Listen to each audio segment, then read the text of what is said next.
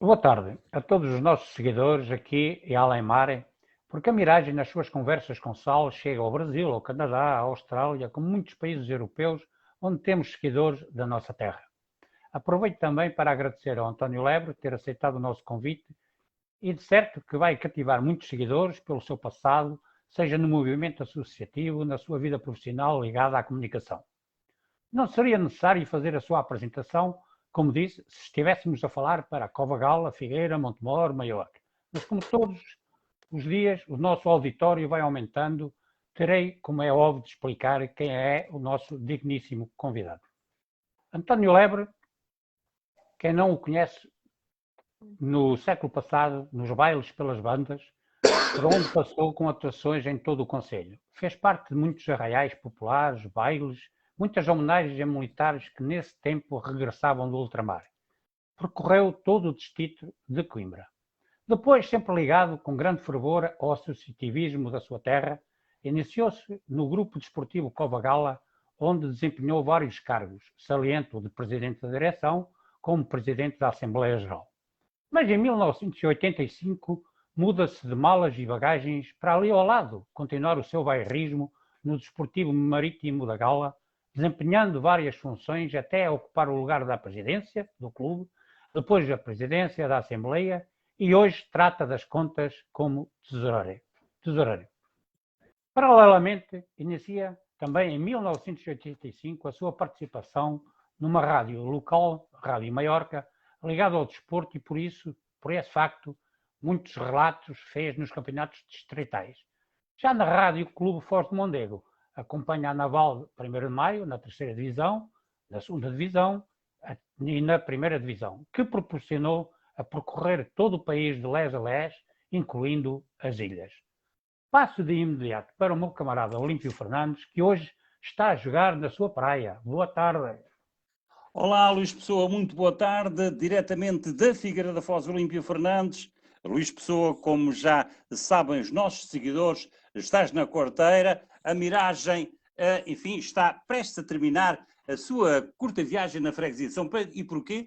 Porque durante um mês mantivemos conversações com todas as coletividades. Finalizo dizendo que no próximo dia 12, no Retiro do Pescador, é aí que vamos fazer a festa de despedida com, enfim, a autarquia local, exatamente com o Presidente da Junta e outros elementos, também com a Lourdes Fonseca, da Mocidade, e a Nelita, atriz de teatro, podia ser de cinema, claro, que vão estar presentes. Portanto, nós estamos preparados para fazer um direto no próximo dia 12, a partir das 5 da tarde, exatamente no Retiro do Pescador. Vamos informando, porque só nos faltam 2 ou 3 convidados. A última convidada será a doutora Sandra Reis, do Centro Social, e mais o Gafanhão, e por aqui ficamos, porque já vai sendo tempo deixarmos a Cova Gala, porque qualquer dia fazem-nos as malas, Luís Pessoa. Mas eu queria deixar aqui um pormenor. Nós dedicámos todo este mês ao associativismo e repentinamente, na Miragem, descobrimos um poeta. E o poeta é exatamente o Luís Pessoa. Eu tenho achado com muito interesse o que ele tem escrito sobre a poesia popular e que se localiza precisamente na freguesia de São Pedro. Vou ser rápido, porque o nosso convidado, o António Lebre, que é ajudado na parte técnica pelo Tó Samuel, já foi entrevistado por nós. Enfim, julgo que vamos passar aqui uns minutos agradáveis. Aqui fica, portanto, a mensagem do nosso colega Luís Pessoa. Percorremos montes e vales, olhares bem diferentes, dos poetas aos pescadores, ateus e muitos crentes.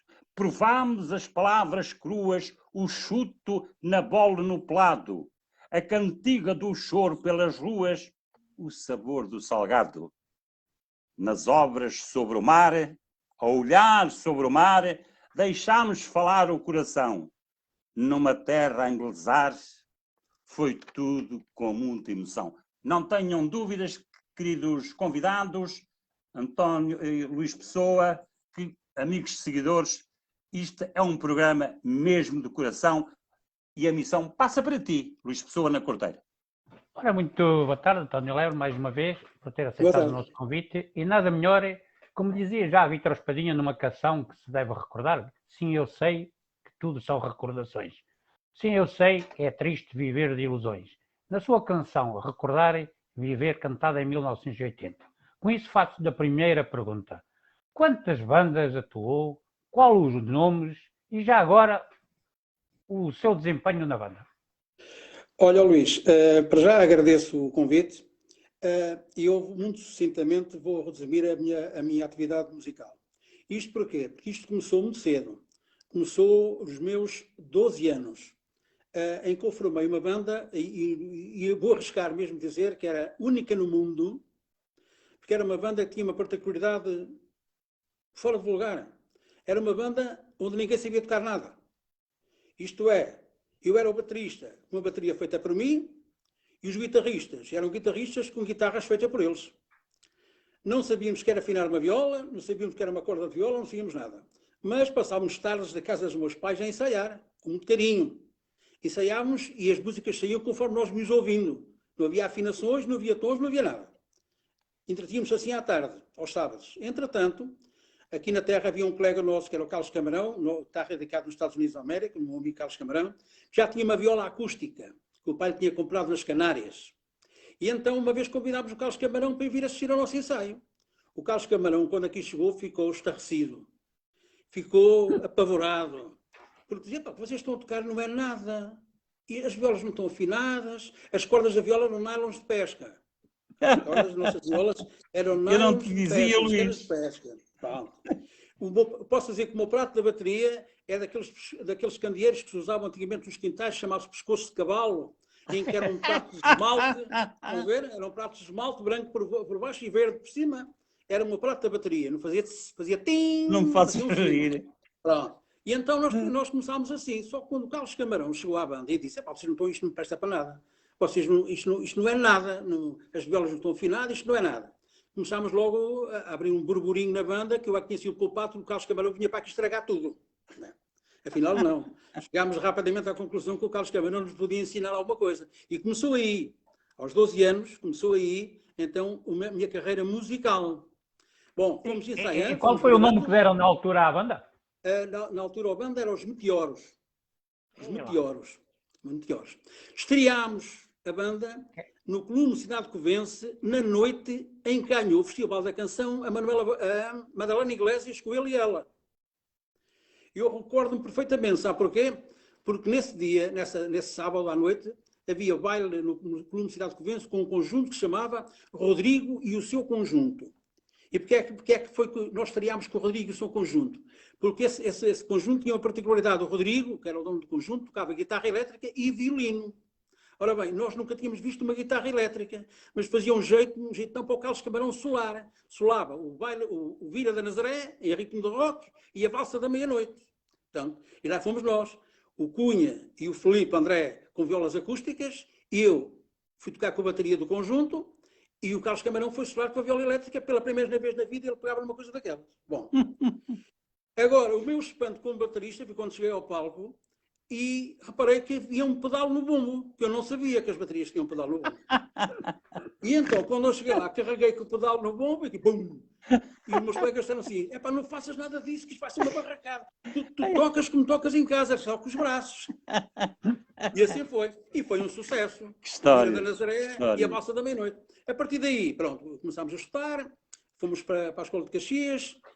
Antes disso, antes de ir para a Escola de Caxias, o Filipe André e o Cunha, que já eram músicos, enfim, já aceitáveis, foram convidados para ir para um conjunto da Figueira, que eram os Cobaias, e eu não fui porque eles tinham baterista e não precisava lá de nenhum manco, baterista manco para tocar, que eles tinham um. Só que mal sabia eu, uns anos depois, passado uns anos largos depois, eu fui render o meu amigo Zé Leonardo, que afinal o Zé Leonardo era o baterista dessa banda, eu não sabia. E então, quando o Zé Leonardo foi para a Escola de Caxias estudar, onde eu também estava no ano a seguir, fui eu que fui render o Zé Leonardo a tocar a bateria nesse conjunto. Fazíamos matinés todos os domingos à tarde no bairro da Estação, numa quantidade muito pequenina, que já não existe, agora é um bloco de apartamentos, todos os domingos à tarde lá tocámos. Portanto, toquei nos Cobaias, nos Meteoros, nos Cobaias, nos Esquizofrénicos, o tal Samuel lembra-se bem desse conjunto de esquizofrénicos, que era excelente, esquizofrénicos, e depois toquei na banda Ocasião, em Coimbra, na Pavilhosa do Botão, toquei no conjunto académico Night Star, que já era uma coisa a aparecer bem, que era esse tal conjunto que fazia bailes de homenagem aos militares quando chegavam da guerra do ultramar. Já lá vamos a isso, já lá vamos a isso. E depois depois fui para o mar, andei 20 anos na Marinha Mercante, mas mesmo assim sempre ligado à música. Atuei em Durban, na África do Sul, onde é uma cidade agora muito em voga por causa do amigo do Rendeiro. Portanto, toquei em Durban, toquei na cidade do Mindelo, em Cabo Verde, e a última atuação que fiz fora do Portugal continental foi na Ilha do Faial, numa festa de São João, na cidade da Horta. Portanto, nunca me faltou a música.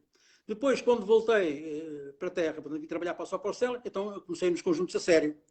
O último conjunto que eu tive, o penúltimo, foi a Banda Ocasião, formado por mim e pelos músicos que faziam parte do Rancho Beira-Mar.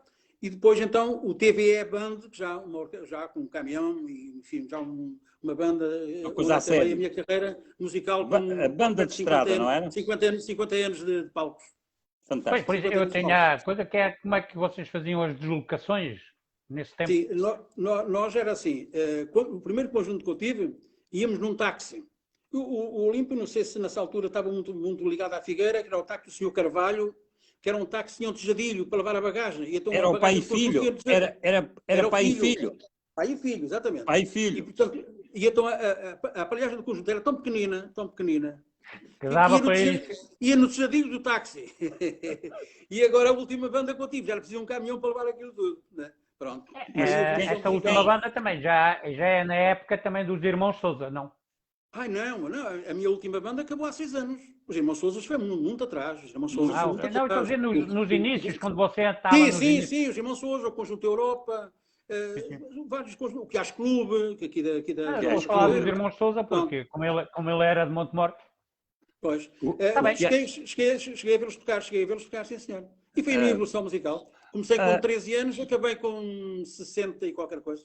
Então, para a gente terminar aqui a parte das bandas, tem algum episódio caricato, que geralmente acontece sempre, ou esquecem-se disto, ou é aquilo, ou chegam, ou começa a chover, ou não sei o quê? Não, temos tinha uma banda em que o teclista era um rapaz, um senhor cá da terra, quase invisual, que tocava muito bem bandolim e órgão. E era afinador de pianos no casino, que era o Zé Elísio. O tal Samuel conheceu, com certeza absoluta. E então, o Zé Elísio, quase invisual, ele fez o próprio órgão dele. O órgão dele era um teclado de um acordeon e depois levava uns tubos para onde vinha o ar, para fazer o ar do fole do acordeon. Ele dava uns pedais, como aqueles dos ferreiros para acender as forjas, não é? Tinha uns pedais desses para dar ar. E nós fomos tocar à Marinha das Ondas e o órgão não dava nada. Ele dava o pedal e aquilo não saía som nenhum. E o tal Samuel lembra-se dessa. E então tivemos de desmanchar o órgão todo, que é aquilo, uma mosca daquelas grandes, estava no tubo e entupia a passagem do ar. Uma mosca. Eu tinha avisado, tinha conversado. Aqui ninguém faz aviso a ninguém. Eu tinha conversado com o meu colega Luís Pessoa para ele não se preocupar com o guião, porque o nosso entrevistado tinha meios suficientes. Estava um programa para horas, não é? Dava um programa para horas. Nós estaríamos aqui um dia. Não, mas é... Diz, Luís, diz, faz favor, diz. Estava eu a dizer que é, pronto, para continuar, porque se deixar o meu colega falar, ele vai contar a história dele e não é isso que a gente quer. Ora bem. Diz, Luís. Vou cortar de vez em quando. Então, era o seguinte, eu quando estive aqui a analisar, e há aqui uma parte também com algum... Gostava de saber como é que vocês faziam isso, que era as homenagens, das quais que vocês eram convidados, as homenagens da chegada do pessoal que vinha do ultramar. Como é que era efetuado isso? Isto, sabes que isto dos conjuntos cria uma moda. Há uma família que manda vir um conjunto e a outra família manda vir o mesmo e a outra família manda vir o mesmo e depois repete-se. E depois vão para casamentos, batizados e funerais. Exatamente. E então era assim, na altura, nos anos 70, eu tinha esta banda, o Night Star, 70, 71 e 72, estava a guerra no ultramar no auge, não é? E então, aqui na zona do distrito de Coimbra, Alcarracos, Sargento Moro, essas terrinhas por aí perto, estavam sempre a chegar, todos os meses chegava um militar de um lado, da Guiné, ou chegava da Angola, ou chegava de Moçambique, ou chegava dali, ou chegava da lá. Sim, sim. E então as famílias juntavam-se e faziam um bailarico nessa terra, e nós, por norma, não sei porquê, mas convidávamos sempre a nós para ir. E então tivemos em várias festas destas das chegadas militares, que era muito bonito. Era muito bonito, era uma alegria tremenda quando chegava o militar e a banda a Sim, fazer o porque antigamente também, como frisou aí, bem, que antigamente o pessoal que ia para o ultramar, das terriolas pequenitas, mas as famílias eram numerosas. Claro. Então ia muita gente, havia. Eu lembro perfeitamente, na altura, quando era em Marinha Mercante, cheguei a andar no paquete, levar tropas para a Guiné-Bissau. E aquilo levávamos 1.800 militares e estavam para aí 10.000 pessoas a despedir-se deles no cais, não é? Eu tive um familiar meu. Era arrepiante ver aquelas famílias a despedir-se dos militares. E ainda ontem, numa entrevista que tivemos ontem também com a Sónia Pinto aí da Cova Gala, então frisei lá por causa dos lenços pretos, lenços brancos e as vestimentas pretas na despedida dos militares para o ultramar. Eu fui levar um tio meu a Algés, que foi no barco Timor. Conheci o barco Timor. Para Macau, e que fez tropa 6 meses a andar de barco, porque até lá chegar. E então ele contava não, eu via a entrada de muitos militares que eram distribuídos depois pela Guiné, por Angola, por Moçambique, até chegar. Pronto, e nos anos 70, já por isso é que eu perguntei essa festa que vocês faziam na chegada dos combatentes, eu era miúdozito, ganhava 25 tostões, mas numa outra componente, que era quando o sino tocava, era a chegada de mais um falecimento de militar no ultramar, e que ganhávamos. Exatamente, e 2 miúdos, que entre os 6 e 7 anos, iam à frente com 2 coisas de velas, 2 candelabros de velas, e ganhávamos 25 tostões. Então, nós estávamos a jogar à bola e a jogar ao peão, e de repente tocava o sino, e lá íamos nós todos a correr para o padre para receberem. Já agora, Luís, uma pequena parte. Eu quando saí, eu nunca pensei na minha vida andar no mar. E andei lá há cerca de 20 anos, precisamente por causa da guerra do ultramar. Porque o meu pai, que era marinheiro, na altura na Marinha Mercante, andava em paquete que transportava de Angola para Lisboa e Lisboa para Luanda para Lisboa os militares. E o meu pai trazíamos muitos mortos. E como eu era filho único e filho do papai e da mamãe, o meu pai jurou que não era o filho dele que ia àquela guerra. E então conseguiu arranjar em Lisboa, desconhecia completamente que existia, a tal escola de Caxias, que era uma escola da Marinha Mercante de Caxias. Quem entrasse nessa escola ficava livre do exército. Assinava um contrato durante 7 anos, tinha que andar na Marinha Mercante. Dávamos um curso e nós íamos trabalhar. Íamos ganhar o nosso dinheiro para a Marinha Mercante e já não íamos ao exército. Foi por isso que eu deixei. O mesmo acontecia então aí da Cova Gala, muitos para a pesca do bacalhau. Exatamente. O contrato também era o mesmo, fazia lá, penso que era 5. Exatamente. 3 ou 4 comissões, não era? Parece que eram 7, tinha que fazer 7 comissões. Parece que era uma coisa... Pois, mas aquilo era de 6 em 6 meses, não é? Pois, eu fiz o contrato de 7 anos, não podia sair da Marinha Mercante. Pronto, e tive lá 20, que eu gostava daquilo. Por isso é que o bacalhau era barato, não é? De maneira que foi dizer, uma, não é? No tempo do tenreiro. Sim. Chegaram a vir aqui à Cova Gala buscar pescadores com espingarda para os obrigar a ir. E até tenho um familiar meu que já faleceu, que disseram: não vais para o bacalhau, nunca mais governas vida cá. E teve que ir para Moçambique e fazer lá a vida. Cá em Portugal ninguém lhe dava trabalho, porque eles não quiseram para o bacalhau. Mas são coisas que já lá vão. Estou admirado que o meu colega de painel, o meu camarada, como ele gosta de ser chamado, porque ele esteve lá em Cuba, e deve ter alguma perguntazinha preparada para o António. Não, eu só queria informar os nossos seguidores do seguinte: sim, estive em Cuba 2 vezes e vim com muito boas impressões da educação daquele povo. Mas, evidentemente, que as figuras principais nestes programas são os nossos convidados. O que eu queria informar era que não era preciso termos cuidado em fazer grandes guiões para conversar com o António Lebre. Porque, por si, o António Lebre é um guião completo. Basta fazer uma pergunta, porque ele desenvolve, porque é um homem com uma experiência larguíssima, não só na música, como no futebol, como no associativismo local da Firafora. Era isso que eu queria dizer. Portanto, regressando a essa base... A pergunta agora. Exatamente. Era isso que eu queria dizer. Não é preciso grandes cuidados com o guião, ou com o António. Eu não fiz guião nenhum, devo dizer. Eu, por exemplo, vou aqui focar uma situação que é profícua pela razão seguinte. Nós já vivemos um bocado, e a pergunta que eu fazia ao António Lebre era fazer a comparação do associativismo do nosso tempo, do meu tempo e do teu tempo também, António Lebre, com o atual. Porque, presentemente, as coletividades vivem grandes dificuldades, não só no dirigismo, como noutras circunstâncias. E é dentro dessas dificuldades que nós estamos aqui para conversar também com os nossos convidados. Sobre o associativismo, ora bem, eu estou no Marítimo da Gala desde 1985. Portanto, estás a ver, já não sei quantos anos é que são, é só fazer as contas. Já são muitos. São muitos. E assisti precisamente à separação do que era no nosso tempo para o que é agora. Isto exatamente. Porquê? No tempo em que, por exemplo, o Nelson Gafanhão, os Camarões, João Camarão, o Paulo Cafá, que é o meu genro, e essa rapaziada, jogavam no Cova Gala. Eles, paralelamente ao futebol no Cova Gala, tinham o Rancho Beira-Mar Cova Gala, em que íamos fazer várias atuações ao estrangeiro, fomos à França, à Itália, à Espanha, fizemos festivais internacionais. Exatamente. E no Marítimo da Gala faziam teatro de revista. Portanto, os mesmos grupos de jovens fazia tudo. E agora não. E tinham que ir à pesca, não é?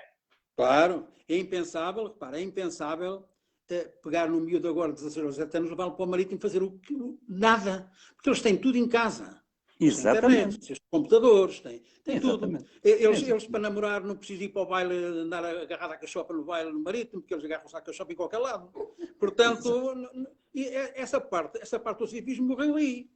Eu tive aqui há uns tempos uma reunião no casino por causa dos bares, e depois é outra coisa. Atenção. É que os nossos governantes todos, não olham para a vida associativa de maneira nenhuma. E só criam dificuldades. Hoje em dia, para teres um bar aberto na coletividade, tens de ter um curso, como é que se corta o queijo, como é que se corta o pão, uma bata para fazer isto, outra bata para fazer aquilo, e assim e tal, e tens as visitas do ASAI para ver se está tudo bem, está tudo não sei quanto. E ninguém se lembra de dar nada a um elemento que faça parte da associação, de uma associação qualquer. Eu lembrei-me que por que razão não dá, por exemplo, por cada 5 anos que é diretor, conta um ano para a reforma, ou por cada 10 anos que é diretor, conta um ano para a reforma, uma coisinha dessas assim. Eu estive numa reunião no casino, por causa dessas coisas das coletividades, e olhei para aquela plateia repleta do casino, e não vi lá ninguém com menos de 40 anos. E muita gente, já como eu, 70, 80, 60, 50, porque a malta nova nem pensava chamarem para um quadro diretivo, que eles não aceitam, não querem nada disso. Não muita chatice. Neste momento, o nome dos diretores das coletividades, uma Assembleia Geral, tem não sei quantos dias para apresentar o nome nas finanças. Lá vamos nós interpretar o nosso nome para as finanças. Se houver uma carga de trabalhos qualquer na coletividade, com dinheiros, os diretores são chamados à justiça. Sem dúvida. É uma questão profunda. E esses pormenores, aliás, quando há pouco eu queria introduzir, António Lebre, há pouco quando eu queria introduzir esse tema, é essa procura que nós aqui no programa da Miragem temos que realmente levantar essas questões. Hoje, ser dirigente de um clube não é como antigamente. As responsabilidades hoje são imensas. São imensas. Eu queria aqui fazer, já vou acabar, não quero roubar o espaço do meu colega e amigo Luís Pessoa, queria aqui recordar o seguinte: o presidente das coletividades do Conselho da Figueira da Foz está internado, e é bom que recordamos, que sejamos solidários, porque isso, enfim, faz bem à alma, está internado nos Covões. E porquê? Porque nós, no próximo dia 12, vamos fazer, eu, Luís Pessoa, Miragem, queria aqui recordar também a doutora Isabel Marçal e Dília Fernandes, que fazem parte deste grupo e desta administração da Miragem. Vamos fazer a parte final da Cova Gala no dia 12, no retiro do pescador, e convidei, infelizmente, fui encontrá-lo nos Covões. Tenho mandado informação, o António Rafael, que é o presidente das coletividades do Conselho da Figueira da Foz. Fica aqui o nosso abraço de solidariedade para com o António Rafael, presidente das coletividades da Figueira da Foz. Para ti, a emissão, Luís Pessoa, por favor.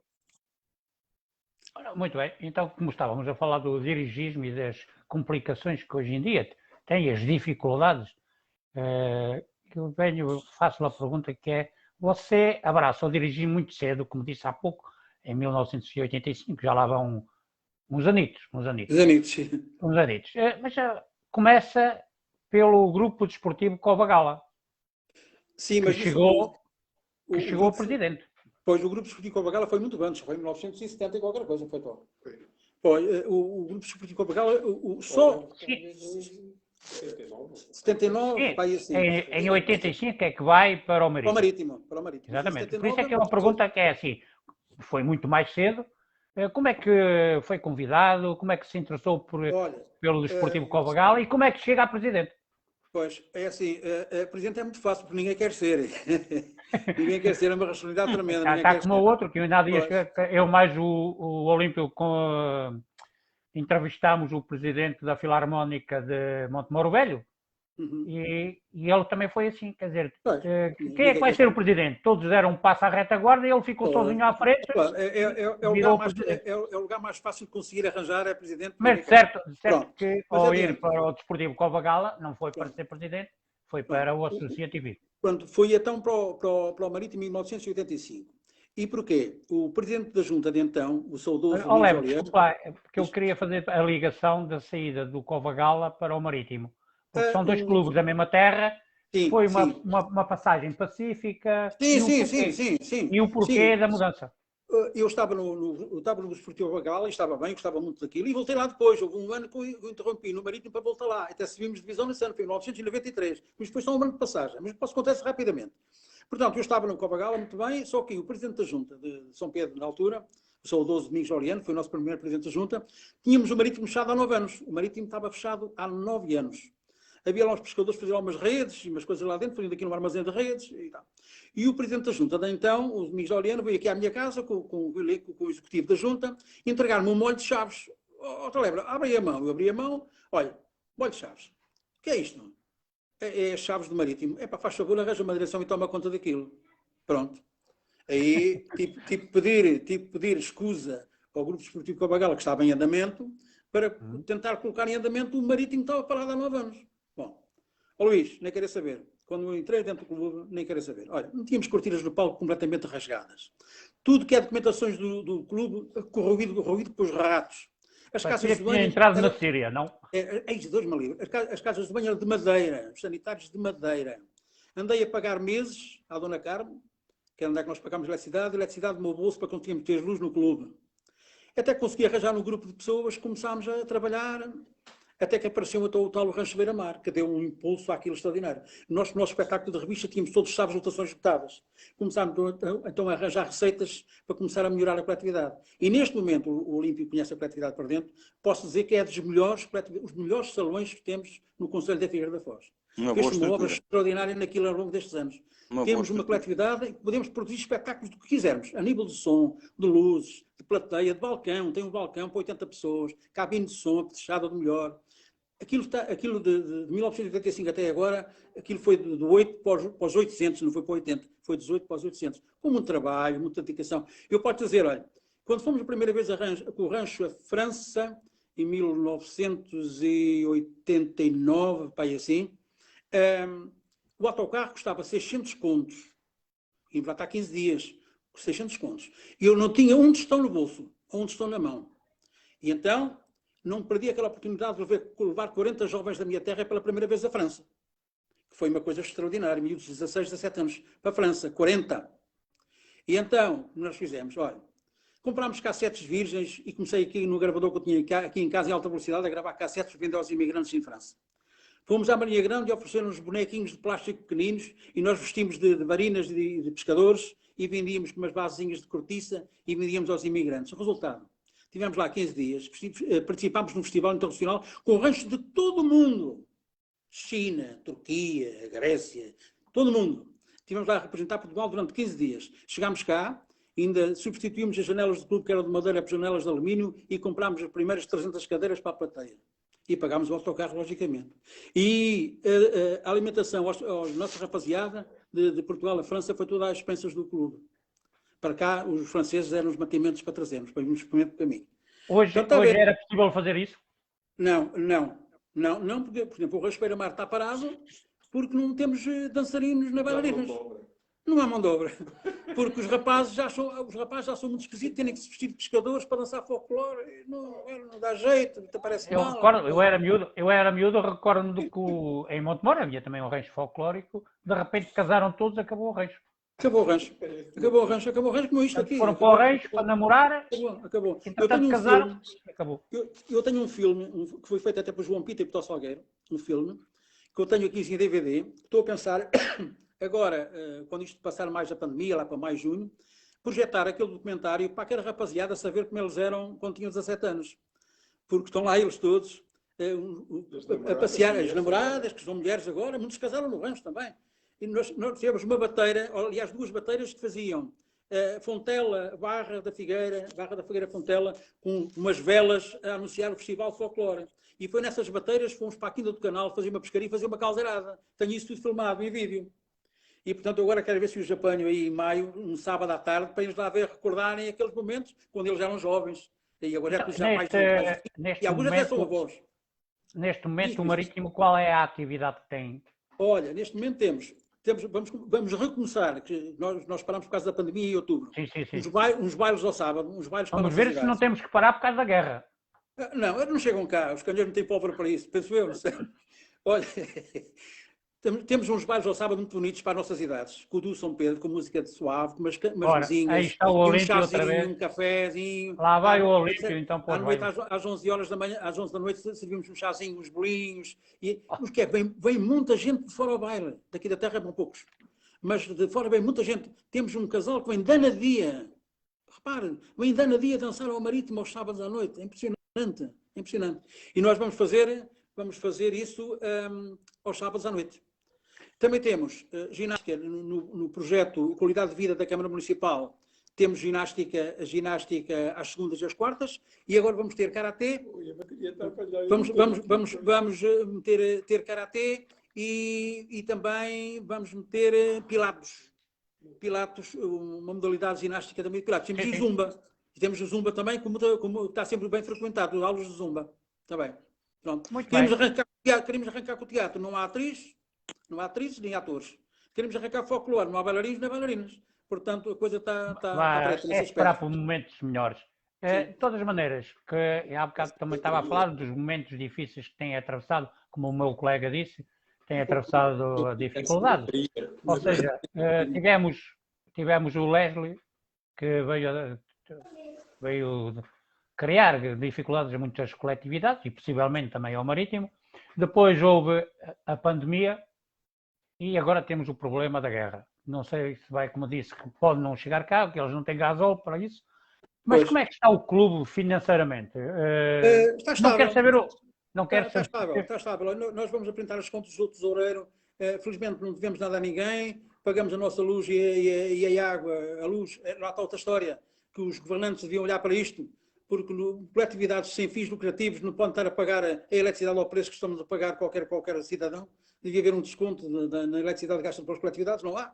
E pagamos na ordem dos quase 200 euros mensais de eletricidade e temos mais 30 ou 40 ou 50 de água, de maneira que é tudo um bocado complicado. Mas temos sócios? Quantos sócios tem? Os sócios é assim, os sócios temos à volta de 500 sócios, mas pagam cotas 100 e qualquer coisa.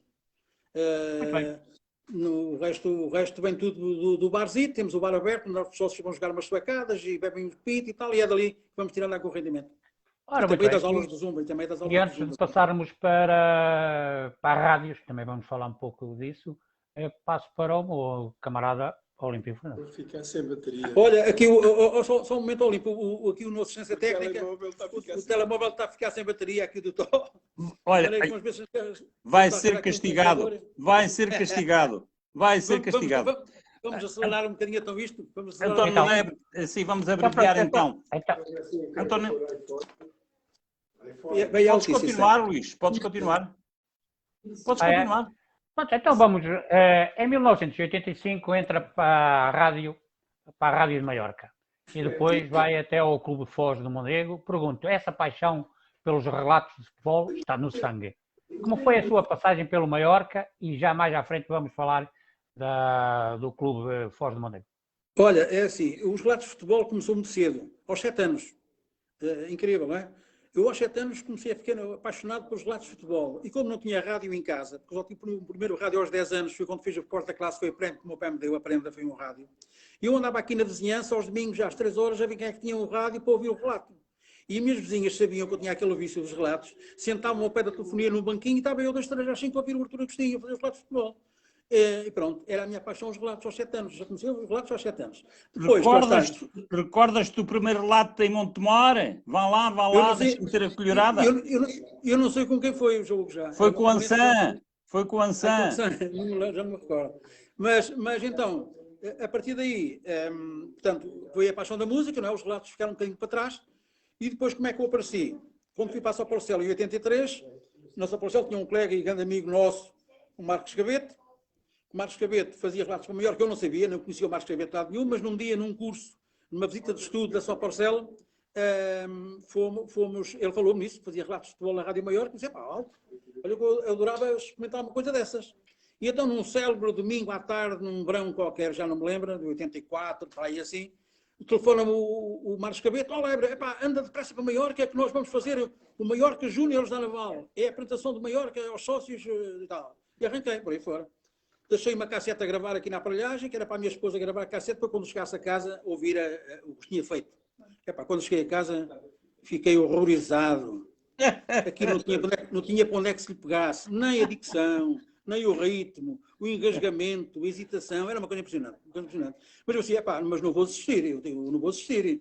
Então, cada jogo que eu ia fazer, lá vai a cassete. E eu sempre retocando aquilo, eu achava que estava mal, ia retocando, até chegar ao nível de me bater com a TSF, e Rádios Nascenças, e Antenas 1 e tudo naqueles relatos nos estádios da Primeira Liga, né?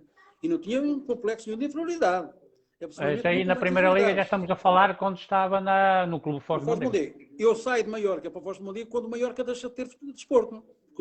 Para mim, era sempre relato de futebol. Houve um período em que a Maiorca deixou de ter, e Foz de Mondego convidou-me e vim para Foz de Mondego fazer os relatos de futebol. E aí começa a acompanhar a Naval. Sim. Tem peripécias tremendas, tem pena que acaba a bateria do rádio do Tó. É assim, nós íamos para qualquer estádio, desde a terceira divisão à primeira, corri tudo, Estado de Dragão, Guimarães, Braga, Luz, Alvalade, Restelo, Bonfim, corri tudo. O Estádio dos Barreiros, o Grado da Chopana, São Miguel nos Açores, corri tudo. Só que a aparelhagem da Rádio Foz de Mondego era uma aparelhagem arcaica, daqueles telefones de disco ainda, né? Aqueles telefones de disco. E nós levávamos aquilo numa saca plástica de uma cadeia de supermercados muito famosa, que aqui na Figueiredo há em todo lado. Eu não digo qual é por causa da publicidade. Bom, se eu soubesse que eu vos pagava, eu dizia, mas eu não pago, se calhar, não digo nada. E então é assim, era muito engraçado, quando chegámos à bancada da imprensa, aqueles fulanos todos, a TSF, Antena 1, tudo com aparelhos digitais e aquela coisa, e nós chegámos, vazávamos o saco, era mesmo assim, vazávamos o saco, e aquilo tudo misturado, microfones com cabos, com tudo misturado, e começávamos a ligar aquilo.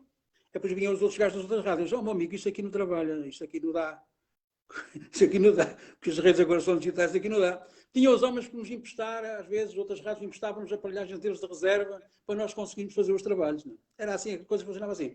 Agora, coisas engraçadas. Há sempre aqueles peripécias do acelerar. Exatamente.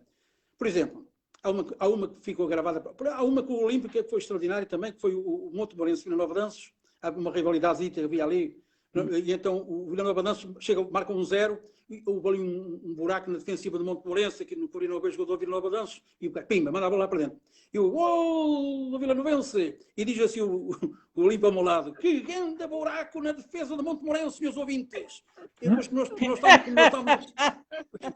nós estávamos a fazer o relato junto ao banco de suplentes do Montemor, o banco levantou-se todo a mandar calar o Olímpio, não é? O Olímpio não estar a dizer aquelas barbaridades, não é? E então era assim um Olímpio. E agora chegou a censura ao banco do Montemorense, senhores ouvintes.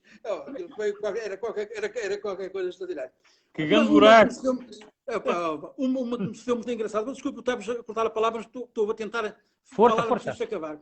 Estou a fazer um relato de futsal, que depois na Rádio Maiorca ainda fiz, e na Rádio Foz de Mondego também, relato de basquetebol, que nunca vi ninguém fazer, mas eu fazia hoje, relatos de basquetebol e de futsal. No Vila Verdense? Então, sim, futsal e basquetebol e futebol, eram os relatos que eu fazia. Só ficou-me de fazer aquele relato de uma tourada que eu nunca cheguei a fazer e gostava de fazer. O relato de uma tourada. Não sei porquê, mas gostava de fazer, para experimentar. Bom, então é assim, estava a fazer o relato de futsal e a bola bate na barra e vem ao risco do golo, do Vila Verdense. E eu vou assim, para mim é golo. Para mim, fiquei com a noção que era golo. E eu disse assim, e esta bola está tão dentro da baliza como São Pedro está na capela da Cova Gala. Aquela frase que saiu assim, nós não pensamos quando estamos a falar a relatos, não diz assim. Bom, aquilo passou-se. Passados uns meses, um amigo meu, e também amigo do Olímpico, o Sr. Armindo Rico, que era uma pessoa ligada à igreja, e isto passados uns meses, diz-me assim, tu ainda me deves uma. Eu, devo-te uma. Qual? Lembras-te daquela vez que estavas a fazer o relato e disseste a bola teve tão dentro da baliza como São Pedro está na capela da Cova Gala? Epá, eu lembro-me de ter dito uma coisa dessas. O São Pedro não estava na capela, pá. O São Pedro estava na minha casa. E eu, pelo amor de Deus, estava na minha casa. Que nós mandámos restaurar o santo, em Barcelos, ao Vielo do Castelo, lá para o norte, e quando o santo veio, o altar não estava assim muito bom, e eu não tive tempo para restaurar o altar, então o São Pedro teve uns 15 dias na minha casa. Aquilo foi um ataque pessoal que tu me fizeste. E ainda hoje ele não acredita que eu disse aquilo por acaso. Aquilo saiu-me por acaso, o homem ainda hoje não acredita, diz que eu disse aquilo por ele estar, por ter o São Pedro na casa dele. Isso é assim coisas. Olha, outra muito engraçada, estava a fazer um relato, mas foi no estúdio. O jogo foi à noite, Belenenses Naval. E eu não pude ir, estava a trabalhar, não pude ir ao Restelo, então fiz o relato através da televisão, que é uma coisa dificílima de fazer. Dificílima de fazer. Aquele senhor que faz da CMTV, eu fazia muito melhor que ele, mas quantas vezes? Mas pronto, não interessa. A bateria está outra vez a apitar. De qualquer das maneiras, é assim. Estamos a fazer o relato de futebol, intervalo. Intervalo, viemos ver uma minizinha, um barzinho que o Rádio Clube lá tinha, agora que estava no posto da polícia antigo. Bom, aparece um estagiário. Só lembra, já começou, o jogo já recomeçou, já estão a jogar. Pá, será possível que o intervalo passou assim tão depressa? Mas daqui na conversa já passou. Fomos a correr para o estúdio. Eu sento na mesa, o Zé Leonardo do outro lado, vamos ligar ao nosso colega que está no estado do Restelo. Estava lá dele, não estava no Restelo nenhum. E eu penso, está arraiatada a partida aqui no Restelo. E desaparecem os jogadores todos do relevado, ficou o relevado vazio. Epá, meu amor, o que foi isto? O Zé Leonardo mete música e perdemos de momento o contacto com o nosso colega António Lebre. Aquilo era o resumo da primeira parte. Não era a segunda ainda. E então... Aquilo foi um buraco. Se tivesse um buraco e enfiar um puxão abaixo. Luís Pessoa, estás convencido daquilo que eu te disse? Não era preciso fazer guião com o António Lebre? Não vai chegar ao fim da entrevista. Muito bem. E como estamos a chegar também ao fim, e antes que termine a bateria, vamos cair então na realidade do dia-a-dia hoje. Como é ser dirigente? Quando vemos tantas dificuldades e cada vez mais os jovens se afastam dos clubes, ou não é bem assim, ou estou a ser muito dramático, e já agora... Isso é verdade, é uma verdade. E já agora, no seu clube tenta dar a volta, como é que tenta dar a volta no Marítimo? É muito difícil, os diretores são os mesmos. Nós temos uma assembleia no dia 12, e a direção que vai ficar é a direção que continua. Sou eu, o Carlos Nunes, o Armindo Rico, a Liliana, a Paula, porque não conseguimos meter mais ninguém de novo. O Carlos Nunes deve andar esta semana a fazer convites. E vamos lá ver qual é a lista que ele vai pintar no sábado. Mas para já, a base vai ser esta sempre. Agora eu pergunto, e quando nós acabarmos? Como é que vai ser? Agora é assim, a minha vontade neste momento era também descansar um bocadinho disto tudo, acho que já são anos a mais, mas também me custa os anos que eu estive ali a trabalhar, de padreiro, de eletricista, de sei lá, para fazer aquela coletividade que está ali feita, também me custa abandonar aquilo e aquilo fechar, não é? E, portanto, eu penso que estou condenado até aos fins da minha vida, até ser diretor daquela, ser presidente. Há outra pequena parte. Portanto, eu estive 85 no Marítimo e depois em 93 fui ao Cova Gala 1 ano. E porquê? Numa célebre noite, estava eu com a minha esposa aqui a vermos televisão, ouço muitos passos por escada acima, eu moro aqui no primeiro andar, muitos passos. Eram os jogadores todos do Cova Gala. Então entraram todos aqui para a minha sala, no caminho todos no sofá, logicamente, fizeram os tipos no chão e tal. Qual era a ideia? Viram-me convidar para presidente, que não tinham presidente e queriam arrancar com a época. Eu perante aquela insistência de 20 e tal jovens, aqui todos aqui, pelo amor de Deus. Então lá fui eu para presidente do Cova Gala e subimos divisão nesse ano e tudo, divisão de honra, foi muito excelente, né? E fazia o relato de futebol na Rádio Maiorca. E até foi muito engraçado que eu conto. Isso dava uma história. Eu quero ver uma parte mais engraçada do relato do Cova Gala. O Xandinho, vocês sabem, o Xandinho jogava na Maiorca. E o pai dele era um benfiquista de 7 costados, o clube onde jogava o filho era o melhor do mundo. Pronto, e está certo, eu aceitava perfeitamente. O Xandinho, o pai do Xandinho via-me eu sempre a fazer os relatos a Maiorca em Maiorca. E para ele eu era de Maiorca. Até que o Xandinho veio jogar para o Cova Gala, no ano que eu era presidente. E então foi com a Bagala Buarques. O Xandinho viu um amarelo, e eu no relato disse, mas Xandinho viu um amarelo e veio mostrado, foi marcar sobre o adversário, e vi logo o pai dele começar a gesticular, que eu estava a fazer o relato do lado da praia, e o pai dele estava a ouvir o relato do lado do hospital, na estrada para o hospital. Bom. Passados 5 ou 6 minutos, o Xandinho dá outra porrada a um gajo de Buarques, e eu digo, Xandinho é expulso e bem expulso. O homem veio a correr por telefonia ao ouvido, a ouvir o relato, e eu, vá para a sua terra, dizia ele para mim, eu era daqui, era presidente do Cavagal, mas ele não sabia. Oh, mas vá falar, você não sabe o que é que está a dizer, vá para a sua terra, vá lá para Maiorca, vá lá para a sua terra, mas não sei, eu não podia responder ao homem que estava a fazer o relato, não é? Bom, quando acabou o jogo, ele está à espera do Xandinho que acabasse de tomar banho, tal, para se ir embora, mas a namorada do Xandinho, e venho eu. Oh, meu amigo, eu precisava falar consigo. Eu não falo consigo, pá. Você vai lá para a sua terra. Olha, para a sua terra vai o senhor, hein? Com toda a educação. Porque eu sou daqui, nasci aqui, fui criado aqui, e outra. Eu sou presidente do grupo de Vivo Cavagala. Onde é que o seu filho joga? Que história! O homem ia morrer. O homem ia morrer. E quando o Xandinho sai do balneário, Xandinho, diz lá ao teu pai quem eu sou. É o nosso presidente. O homem ia morrendo. O homem ficou ali. Muito bem. Tá. António Lebre, o tempo, como sabe, melhor do que eu, corre a uma velocidade estonteante. Principalmente quando temos bons oradores, como é o caso. Mas para finalizar, antes que termine mesmo a bateria, que mensagem deixaria aos jovens covagalenses? Olha, os jovens covagalenses têm uma força interior enorme. Isto vem do mar, é uma força interior enorme. Têm uma capacidade de trabalho enorme. E só precisam no nível incentivo que nós incentivo nós damos, é tentar desviar-se um pouco de casa, dos computadores, da internet, e conviver mais em grupo, mais conviver com pessoas, convivendo com pessoas dá outra visão, dá outros horizontes, que a internet não dá. E é muito difícil puxar os jovens para essa realidade. E as coletividades hoje em dia, nós fazíamos aquele programa que eu lhe falei da revista de teatro sem condições absolutamente nenhumas, miseráveis, não havia camarins, não havia nada. Agora temos camarins excelentes, temos palcos excelentes. Porque a razão é que aquela rapaziada não há de tirar um bocadinho aos fins de semana e ir lá tentar fazer qualquer coisa. Nós temos o Sr. Armindo Rico, que o Olímpio conhece, que tem peças originais escritas de teatro, a falar de valores da nossa terra e de coisas da nossa terra, e não temos ninguém para representar as peças. É impressionante, não é?